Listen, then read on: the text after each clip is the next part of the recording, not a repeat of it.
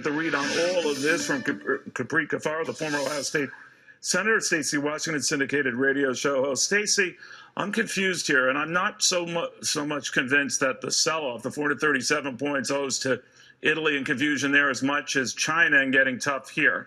And maybe for all the right reasons to sort of extract concessions from them, and those could be off-putting. But what do you make of it?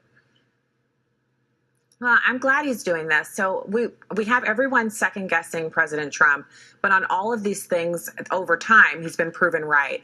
So I know there's it's uncertain. And when you say you're going to have this meeting with, a world leader, and then you say, okay, we're not having the meeting, and they're going back and forth, we can't expect these kinds of negotiations between them, a leader like a dictator like Kim Jong-un and our president, to go the same way they would if we were, say, talking to French leaders or, leaders in Great Britain. It's a whole different scenario. So that means there's market volatility, but I'm trusting the process, and I'm looking for President Trump to deliver on what he's promised. All right. Well, hope springs eternal, I guess, on that front. But, looking at the cast of characters, Capri, that he has to deal with, we can't choose our leaders or those with whom we're negotiating. So I understand that. It's not the president's fault.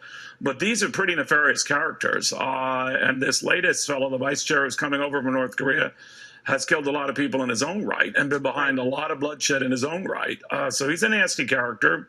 The guy who leads the country is a fairly nasty character. But that is what we got, Look, I mean, that's why these folks can't be trusted, and we have to be very careful in our diplomatic, machinations with anyone in North Korea or frankly, any dictatorial regime. And that's why, we haven't seen a lot of diplomatic talks, in this kind of direct one-to-one principle manner in the past. So, I mean, this is really uncharted territory, at least in the last 20 plus years, for the leader of the United States and leader of North Korea to have a potential dialogue. But I think that, Neil, to your point in regards to market volatility, uncertainty at the end of the day may actually have a benefit, whether it is back and forth in regards to, North Korea and the United States having a summit, or the back and forth having to do with China and sanctions. But in the interim, it is going to take a toll on the markets, and we're obviously seeing that. I, for one, happen to be,